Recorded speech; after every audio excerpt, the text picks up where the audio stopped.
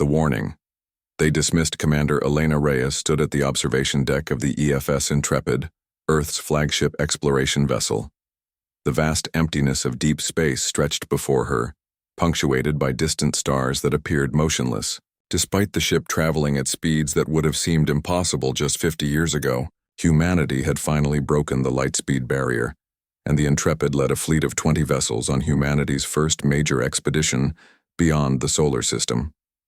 Commander, we're detecting an artificial structure at the edge of the Proxima Centauri system, reported Lieutenant Marcus Chen, his voice carrying a mix of excitement and apprehension. Elena's spine straightened as she moved to the central console. Put it on screen. The main display flickered to life, revealing a massive structure that resembled a ring, at least 20 kilometers in diameter, suspended in space. Its surface gleamed with an iridescent material unknown to human science. Analysis? Elena asked. Her dark eyes narrowed. It's definitely not natural, Commander. Energy readings suggest it's some kind of gateway or portal, and it's active. Before Elena could respond, the ship's AI announced, "Unknown vessel approaching. Size estimate puts it at 3 times our mass." The bridge fell silent. First contact.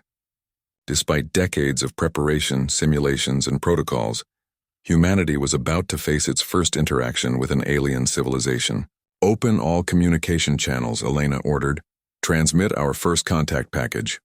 The package, carefully crafted by Earth's brightest minds, contained mathematical formulas, basic atomic structures, simple greetings in multiple Earth languages, and peaceful imagery from human culture. It was designed to establish humanity as an intelligent, peaceful species seeking friendship among the stars.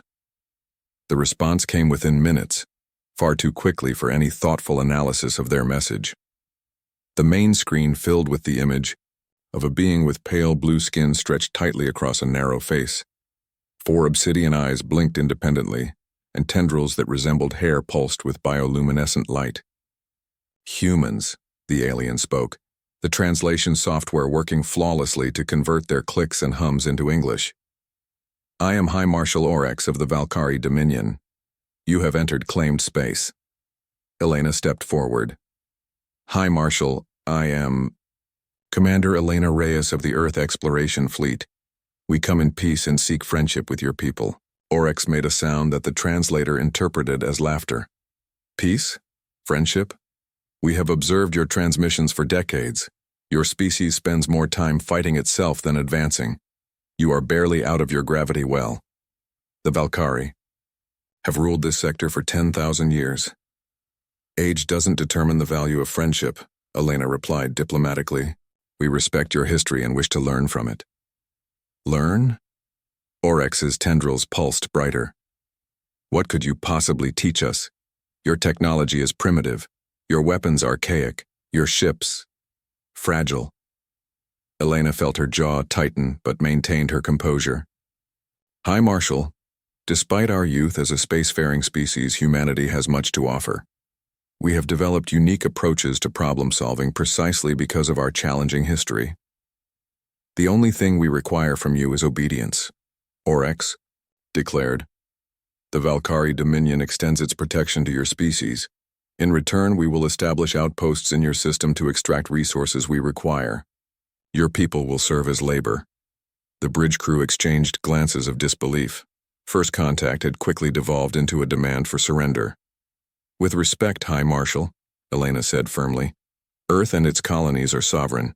We cannot accept these terms. However, we welcome peaceful negotiation as equals." Oryx's tendrils stopped pulsing. "Equals? You misunderstand. This is not a negotiation. It is notification. We will arrive at your home system in 30 of your days. Prepare for our coming." The transmission cut abruptly. Elena turned to her communications officer. "Send the warning package." Lieutenant Sofia Diaz looked up, surprise evident in her expression. "The full package, Commander? It's never been used before." "They need to understand what they're dealing with," Elena replied grimly. The warning package was something humanity had prepared alongside its peaceful first contact protocols. It contained a detailed military history of Earth, The strategies, the innovations born of desperation, the countless wars fought across millennia. It showed how humans had survived against overwhelming odds, their adaptability in the face of superior forces, and their unwillingness to surrender even when faced with certain defeat. The message was clear: threaten humanity at your peril. The package went unanswered. 3 days later, the Valkyrie demonstrated their intentions. A human research outpost on Proxima Centauri b, housing 300 scientists and their families, went silent. When rescue ships arrived, they found only debris and a message buoy left by the Valkyrie.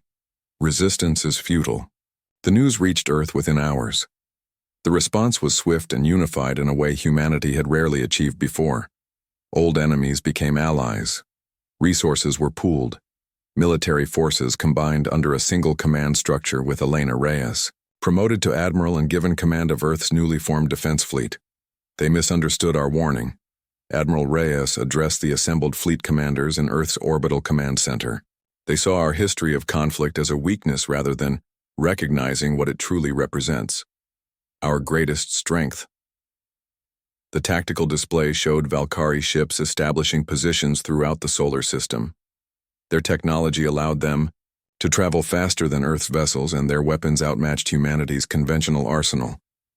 We cannot match them ship for ship, Elena continued, so we won't try.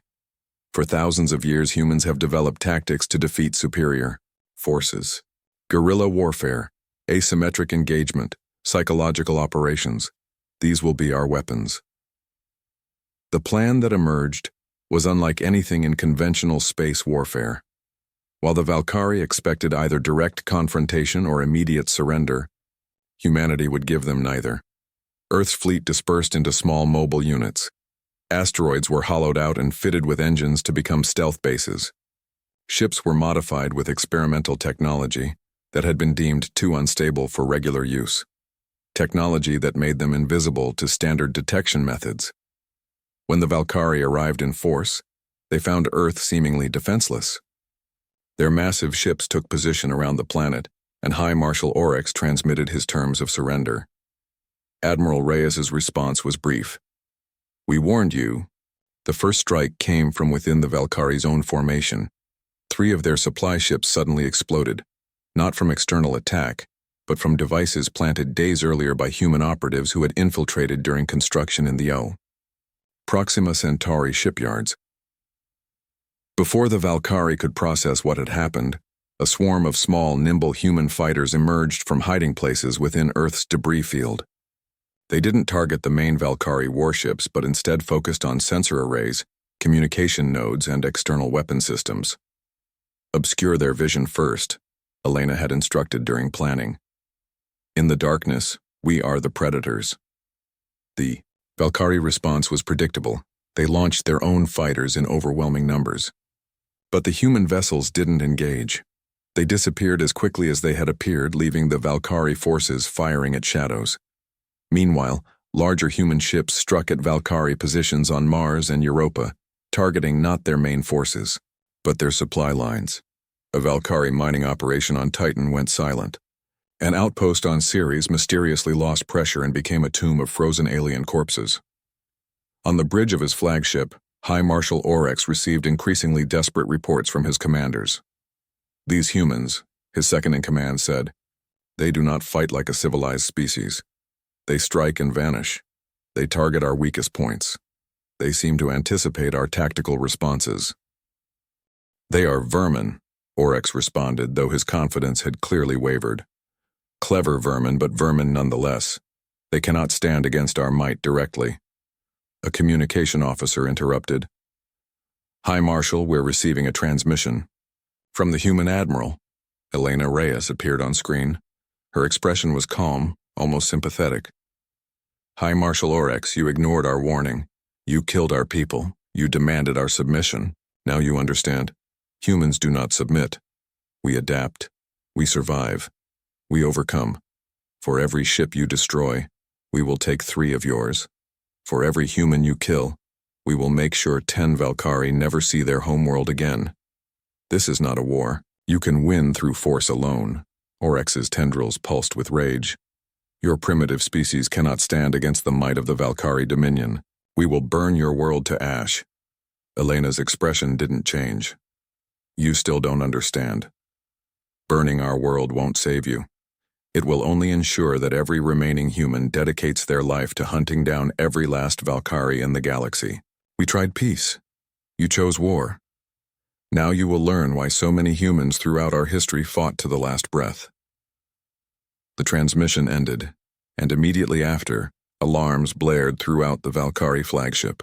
Somehow, against all odds, the humans had managed to plant a computer virus in their supposedly impenetrable systems. Life support began to fail. Weapons went offline, and the hunt had only just begun.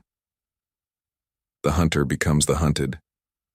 The Valkyrie High Council chamber was unnaturally silent. 7 days had passed since the first human counterattack, and the tactical display showed a sea of red indicators. Valkyrie ships destroyed, outposts compromised, supply lines severed. High Marshal Oryx stood before the council, his once vibrant tendrils now dull and listless. "How is this possible?" demanded Council Elder Zex, her 4 eyes narrowed to slits. "These humans were supposed to be primitive. You assured us their technology was generations behind ours." "Their technology is inferior," Oryx insisted, though his voice lacked conviction. "But they are unpredictable. They refuse to engage in proper warfare. They strike from shadows, using methods no civilized species would consider." "Explain," ordered another council member. Oryx activated a holographic display. "They've modified their ships to absorb our sensor signals rather than reflect them. They hide in gas giant atmospheres where our sensors cannot penetrate. They've developed projectile weapons that bypass our energy shields entirely. Simple metal rods accelerated to relativistic speeds," the council murmured in dismay. "But most disturbing," Oryx continued, "they've somehow infiltrated our secure networks. Our communication encryptions have been compromised. Our tactical plans are known to them before we execute them." Elder Zex rose from her seat. "You underestimated them, Oryx. You saw their history of violence as primitive. You failed to recognize that 10,000 years of peace has made the Valkyrie complacent, while these humans have spent their entire existence perfecting the art of war." On the EFS Intrepid, now serving as humanity's mobile command center, Admiral Elena Reyes studied intercepted Valkyrie communications with satisfaction. "They're beginning to understand," she told her senior staff. "But understanding isn't enough. We need to push them beyond confusion into fear." Colonel Javier Rodriguez, head of Special Operations, nodded in agreement. "My teams are ready for Phase 2, Admiral. Operation Phantom is prepared to launch on your command." Elena considered for a moment. "Casualties?" "Minimal, if we time it." "Right," Javier replied. "The Valkyrie still think in conventional terms. They've fortified their command centers but left their psychological vulnerabilities exposed." "Proceed," Elena ordered. Operation Phantom was perhaps the boldest strategy in human military history. While the Valkyrie concentrated their forces around key strategic positions, expecting frontal assaults, 5 stealth ships carrying Special Forces operators slipped through their defenses. Their destination, the Valkyrie flagship itself, using adaptive camouflage technology and taking advantage of blind spots in Valkyrie sensor coverage, human operatives boarded the massive vessel. They didn't target critical systems or attempt to destroy the ship. Instead, they moved like ghosts through the corridors, leaving subtle signs of their presence. A door that shouldn't be open. Objects moved from their places. Strange symbols, etched into walls. For 3 days, the Valkyrie crew grew increasingly paranoid. Security teams chased shadows. Officers reported equipment malfunctions that engineers couldn't explain. Sleep became impossible as strange sounds echoed through ventilation systems. Then came the whispers. Using the ship's own communication network, the human operatives broadcast barely audible messages in the Valkyrie language. "You were warned. We are among you. No place is safe." When the operatives finally extracted, they left behind thousands of small, insect-like drones programmed to continue the psychological assault for weeks. High Marshal Oryx was summoned again before the council. this time via secure holographic link. His appearance shocked the elders. His skin had paled to almost white, and his movements were jerky with anxiety. "The humans have changed the nature of this conflict," he reported. "My crew is on the verge of mutiny. 3 Valkyrie captains have abandoned their posts and fled toward home space. Morale throughout the fleet is collapsing." "And what of the Mao, human homeworld?" asked Elder Zex. "Surely our main fleet can still reduce it to ash?" "We've tried," Oryx admitted. 3 bombardment attempts have been thwarted. Their planet is now surrounded by a defensive screen unlike anything we've encountered. A swarm of autonomous units that intercept our weapons and turn them back against us. The Council fell silent, processing this information. "There's more," Oryx continued reluctantly. "We've detected unusual activity near the quantum gate that brought us to this sector. The humans have discovered how to manipulate its frequencies. If I'm correct, they're preparing to send ships directly to Valkyrie. Prime!"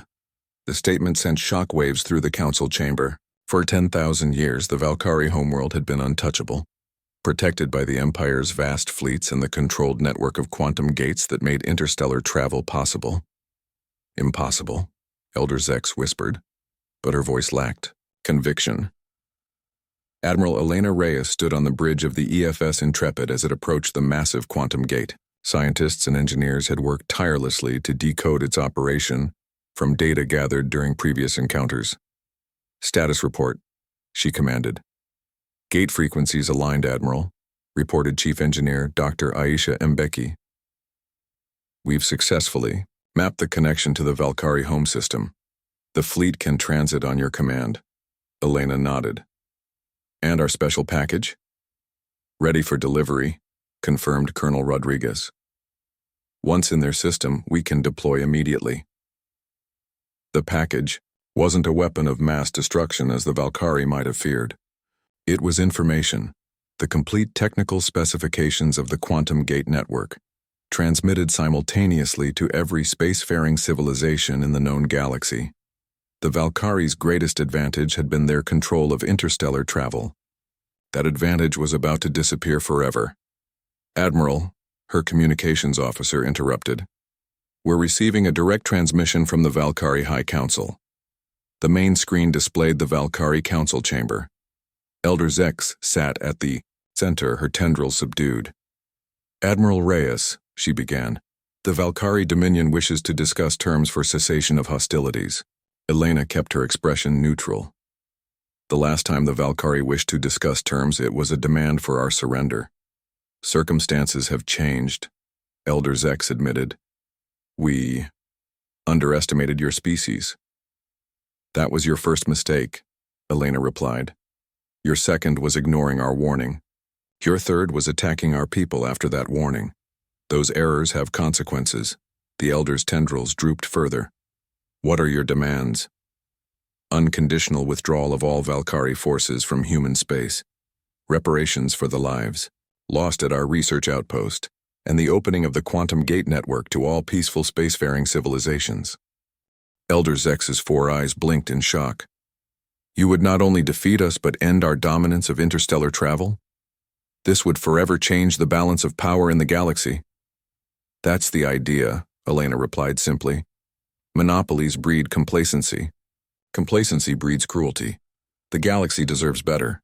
After a long silence, Elder Zex nodded slowly. "We will comply with your terms. The Valkyrie Dominion formally recognizes the sovereignty of humanity and withdraws all claims to your territory." When the transmission ended, Elena addressed her. "Bridge crew, maintain battle readiness. Trust is earned, not given. Colonel Rodriguez, proceed with transmission of the gate specifications to our allies.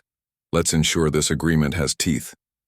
3 months later, representatives from 12 spacefaring civilizations gathered on neutral ground, a space station constructed in orbit around Jupiter.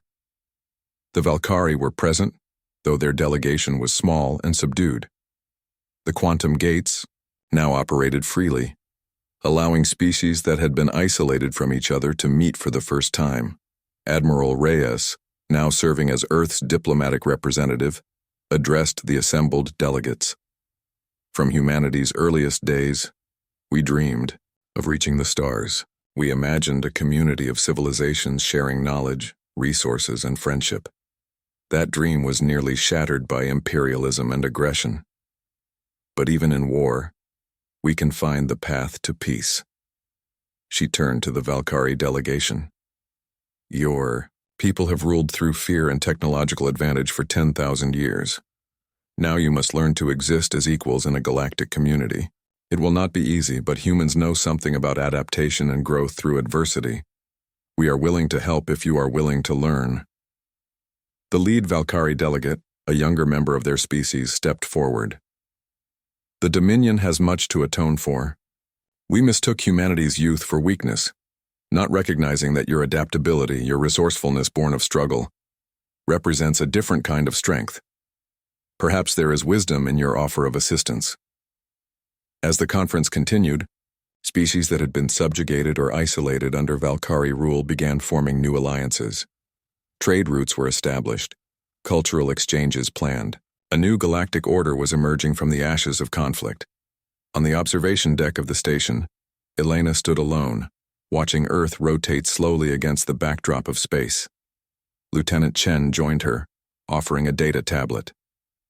"The final casualty reports, Admiral," he said quietly.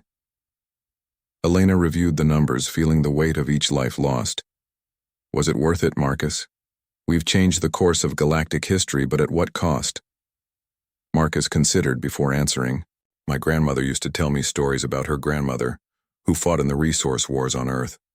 She said sometimes you have to fight not just for yourself, but for a future you'll never see." Elena nodded slowly. The Valkyrie didn't understand our warning because they couldn't comprehend what drives us. Not just our capacity for violence, but our capacity for sacrifice. Our willingness to fight not just for our survival, but for something better. She handed the tablet back. "Send word to the fleet. The watch continues. Peace requires vigilance." As Marcus left, Elena turned back to the viewport, her reflection faint against the stars. Humanity had entered the galactic stage not as conquerors or subjects, but as liberators. It wasn't the path they would have chosen, but it was a path they were uniquely prepared to walk. The warning had been ignored. The consequences had been severe. But from the ashes of conflict, something new was emerging. A galaxy where strength was measured not by dominance, but by the courage to extend a hand in friendship even after the fighting was done. That perhaps was humanity's greatest strength of all.